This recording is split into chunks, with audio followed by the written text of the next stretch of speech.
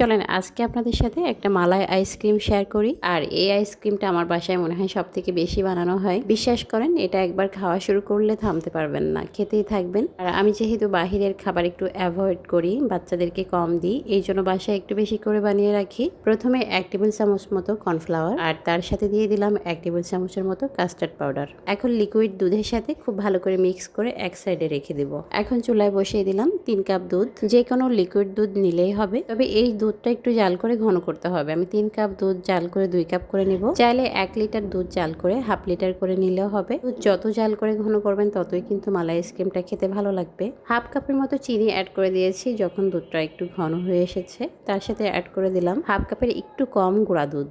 গুঁড়া দুধটা আমার মনে হয় আইসক্রিমের স্বাদটা আরও বেশি বাড়িয়ে দেয়, তো একটু বেশি করে দিলেও সমস্যা নেই। আর নামানোর ঠিক 2-3 মিনিট আগে দিয়ে দিলাম যে কাস্টার্ড আর কর্নফ্লাওয়ারের মিশ্রণটা আমি করে রেখে দিয়েছিলাম প্রথমে, সেটাই। এই মিশ্রণটা দেওয়ার পরে অবশ্যই নাড়তে থাকতে হবে, তা না হলে নিচ থেকে লেগে যাবে। আর চুলার হিটটা কিন্তু অবশ্যই মিডিয়ামে রাখতে হবে। চুলা বন্ধ করে আমি মালাইটা খুব ভালো করে নেড়ে চেড়ে ঠান্ডা করে নিয়েছি। এখন যে কোনো একটা মোল্ডে ঢেলে এটা আমি ডিপ ফ্রিজে রেখে দেবো 4 থেকে 5 ঘন্টার জন্য। 4-5 ঘন্টা পরে আমি ডিপ ফ্রিজ থেকে এটা বের করে নিলাম।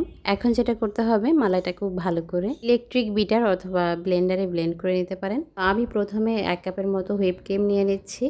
আগে হুইপ ক্রিমটা খুব ভালো করে বিট করে নিব, এরপরে অ্যাড করব মালাইটা। ক্রিমটা একটু ফোমি টাইপের হয়ে গেলে তারপরে মালাইটা অ্যাড করতে হবে। তো হুইপ ক্রিমটা একটু ফোমি টাইপের হওয়ার পরে আমি অ্যাড করে দিব মালাইটা। মালাই সবটুকুই একসাথে দিয়ে দিলাম। আর এটা এখন খুব বেশি সময় ধরে বিট করতে হবে না, জাস্ট 1 মিনিট এটা বিট করলেই হবে।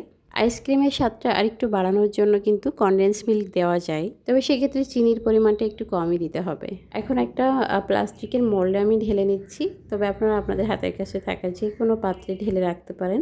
আর উপর দিয়ে একটু পেস্তা বাদামও দিয়ে দিলাম। এটা এখন আমি আবারও ফ্রিজে রেখে দেবো 1 দিনের জন্য। 10 থেকে 12 ঘন্টা রাখলে এটা খাওয়া যাবে। আইসক্রিম বানানোটা একটু সময়ের ব্যাপার, কিন্তু বানানোটা খুবই ইজি। আবার একদিন বানিয়ে পুরো মাস জুড়ে খাওয়াও যায়। 12 ঘন্টা পরে আমি এটা ফ্রিজ থেকে বের করে আপনাদের একটু সার্ভ করে দেখাই দিই। বাসায় বানালে সেই আইসক্রিমটা খেতে অনেক বেশি টেস্টি হয়, কারণ বাসায় কিন্তু অত কৃপণতা করা হয় না, ইচ্ছে মতো সব ইনগ্রিডিয়েন্ট বাড়িয়ে দেওয়া যায়, তাই স্বাদটাও কিন্তু একটু বেশি হয়। চেষ্টা করবেন বাসায় বানিয়ে খেতে। একবার বাসায় বানিয়ে খেলে আর কিনে খেতে মন চাইবে না। আর যদি কেউ চান বিজনেস করতে, কারোর মাথায় যদি একটু বিজনেসের আইডিয়া থাকে, তাহলে এটা দিয়ে বিজনেসও করতে পারবেন এই গরমে। যাই হোক, এটা এখন আমি একটু কেটে সার্ভ করে আপনাদেরকে দেখিয়ে দিলাম।